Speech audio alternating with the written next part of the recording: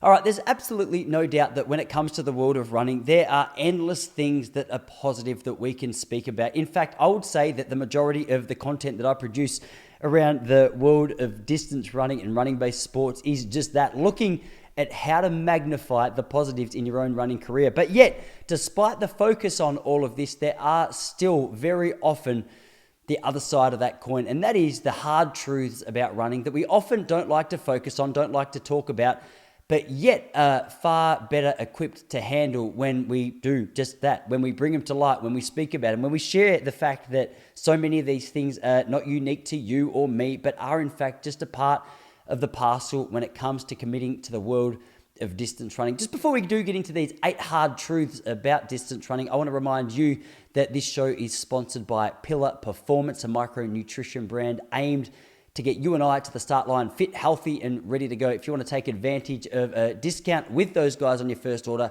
make sure you hit the link in the description to this episode. Also, want to let you know that we are getting closer and closer to the Falls Creek Run Camp 2025. So if you are in Victoria, Australia, or you're just really keen to get there with us, make sure you jump over to relaxrunning.com, hit the camps tab, and make sure you lock in your spot. It's going to be an absolute blast for 4 nights, 5 days next year. But for now, let's jump into the 8 hard truths about the world of distance running that really no one likes to talk about. Point number 1, injuries are almost inevitable. We know this.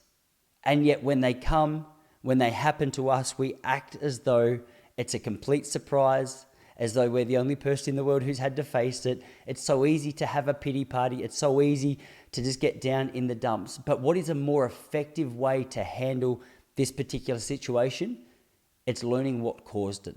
A lot of the time, I've spoken about this before, when it comes to running, an injury will arise and we'll quickly attribute it to something that we're in no control over. I don't know why this happened, whether that's age or whether that's gender or whether that's genetics. And sure, some of these factors may be a part in why it is that you're struggling with the particular injury. But I also think that from time to time, you and I have the habit of labeling something without putting a whole heap of thought into the real cause, because it's easier to have something with a label than it is to actually dig a little deeper into what is the real problem there. Over the course of your distance running career, you're going to learn that there's certain things that work well for you and there's certain things that really do not. Your job is to try and manage the balance between those two things. Unfortunately, regardless of how much information is available to us on the subject of distance running, because we are such individuals, when it comes to implementing that knowledge that we learn, often it's only through trial and error that we're going to be able to get through that. One thing I like to do, and for any of you who have been listening to the podcast for the last 18 months would now realize, is that I've become well acquainted with little niggles and injuries.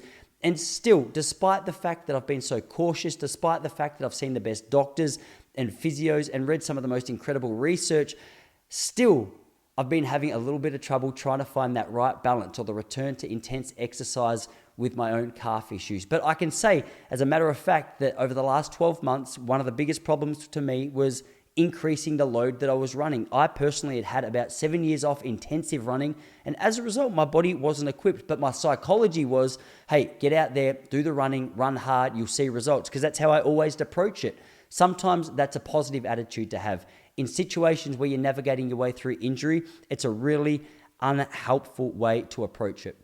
Prevention is far better than cure, in my opinion, when it comes to running. So if you have been dealt with a number of injuries, or if you've caught yourself just getting tied up on the same injuries time and time again, I would encourage you to figure out what is causing it. What seems to be the common factors that is leading you back to this particular place? Recovery often is an overlooked part of distance running, and recovery can in many cases be the sole answer, can be the great tool. It's like owning a car. You don't want to just go and get it fixed when it's completely broken down. You want to get that regular service. You want to figure out what it is that needs to be fixed and adjusted along the way to hopefully get more life out of your car. That's exactly what we want to do with the world of running. The second thing I want to talk about, which sounds kind of funny, but I'm sure if you've been involved for a little while, you'll completely understand what it is that I'm saying. Running is addictive, sometimes to a fault. I think this ties in beautifully with point one, because naturally the endorphins, the emotions, the dopamine that comes with seeing the improvement in your running performance is very exciting. And with excitement comes repetition. The more we see improvements, the more we want to do it. And I think at times this can be the reason why we often don't take the time to slow down and see how it is that our body is actually handling the work that we throw in, because Strava's starting to look better. We're starting to get more kudos. We're starting to see some consistency laid up in our training. We're starting to see some breakthroughs in our performance. And while all of this is absolutely incredible news, sometimes the addictiveness to that feedback can be the very reason that we do not stop and pay attention to the niggles, the injuries, the fatigue, and the other factors that come up. Our identity is so often linked to our running performance when you get really involved.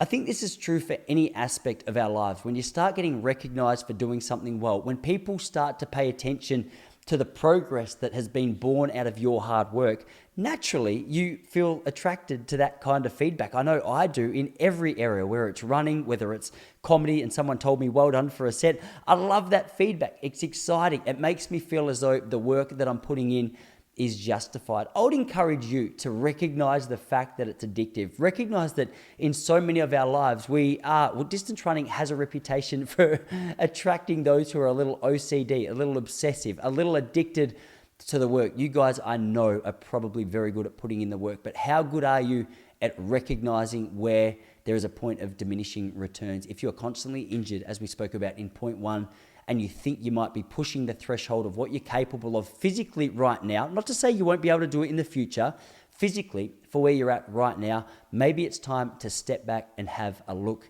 at that. The third thing that I want to speak about is that which goes hot easily goes cold easily. Now, this is something that I've been banging on about forever, particularly the last few years of this podcast. What I'm trying to say is consistency, in my opinion, specifically for distance runners, trumps intensity in the long term. Now, I'm not going to go too far into this, because if you're a regular listener, you're going to be sick of it now. But Zone 2 training has become a really hot topic. And the reason is it puts some scaffold around our intensity limits. A really well-recognized training formula, which I subscribe to and which I really promote, when you do it well, it's very effective, is the 80-20 principle. 80% of your work is done at a zone 2 heart rate, a low intensity work effort, and 20% of it is done closer to your maximal effort. Now, depending on the time of season, whether you're in the off-season, a build-up, a taper, it's going to dictate this a little bit. Things are going to change, but I would really encourage you to focus on consistency. One thing people often have an issue with when I speak about this is, Tyson, I've got to have speed because of the fact that I'm trying to run fast over 1,500 or 5K or 10K. You're 100% right. Yes, you do.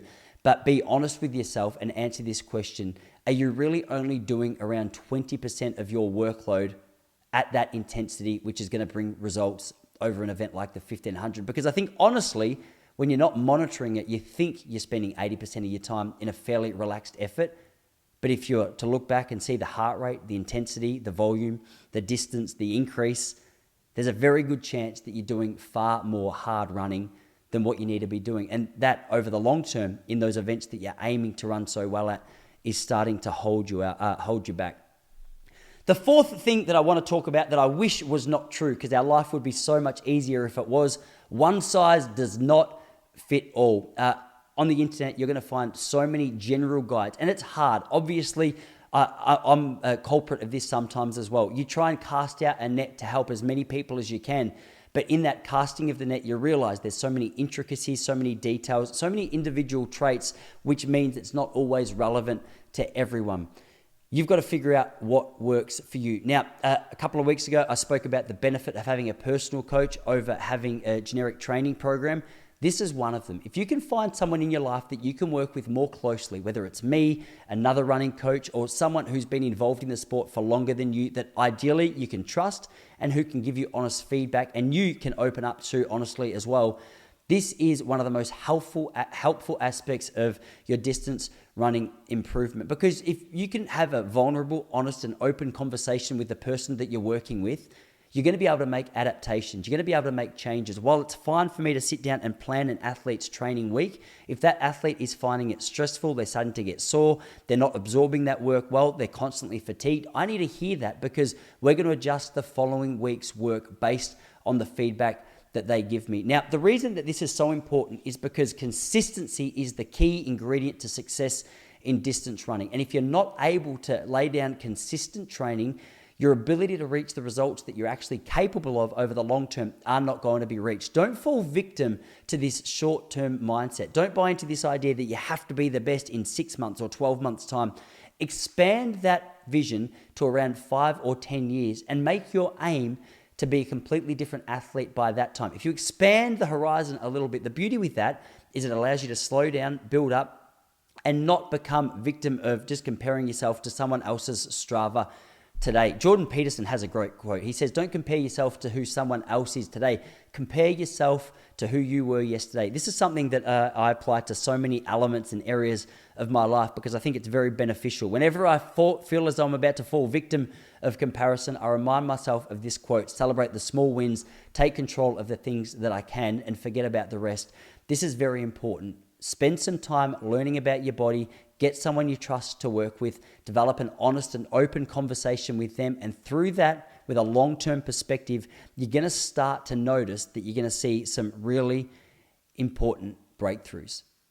The fifth thing that I want to talk about, or sixth, I can't quite remember what we're up to, is that age is going to slow you down, but that does not have to steal joy from your running. Now, of course, there is a point of diminishing returns. Your muscle density, your muscle strength, your power, it is going to diminish at a certain point in your endurance career. But the beauty is you don't have to let that steal your joy away from your performance. One thing that I'm really grateful, and I don't even know that I've consciously developed this mindset. I think it's just sort of been part and parcel of having 7 years away from running. Right now, I'm so much slower than what I was when I was competing at my highest level. I ran 3:49 for 1,500 meters, 8 minutes 10 for 3K, 14:24 for 5K. They're all times that I think if I really committed to, I could get close to again.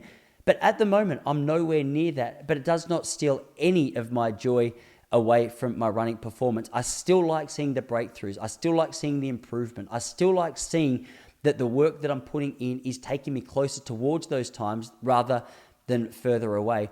If you're at a point in your career now where perhaps you had a competitive younger career where you ran really fast and you don't want to get involved because of the fact you know you're not going to be near the times that you used to run, that doesn't have to be the benchmark. Why don't you hit reset, hit refresh? One of the things that my best mate Jocka speaks about regularly when we catch up is this idea that as a junior, you're divided into age groups. You're divided into under 10, under 12, under 14, under 16, because there are clear physiological differences in the most part for those age groups. And when I was racing under 14s, I didn't care about what the under 16 was doing because they weren't in my age group. Then you get into an open field where everyone is, at their peak for performance, ideally.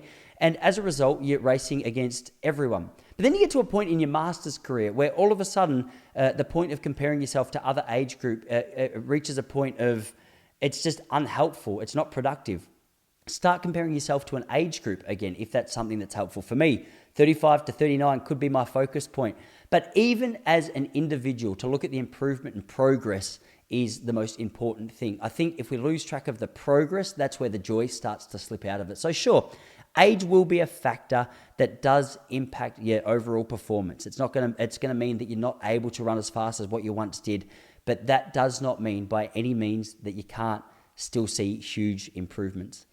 The next point is around full-time work. It is difficult to balance full-time work and training. Perhaps you're already aware of this. I mean, every single person on the planet has no shortage of full-time commitments, whether that's kids and family and work and exercise and kids' sports and social time and downtime. There's so many factors that can be a problem. Now, I would say by temperament, my personality isn't necessarily geared toward organization. However, there's a couple of things that I have in place. My own work schedule, working for myself here at Relaxed Running, has its benefits.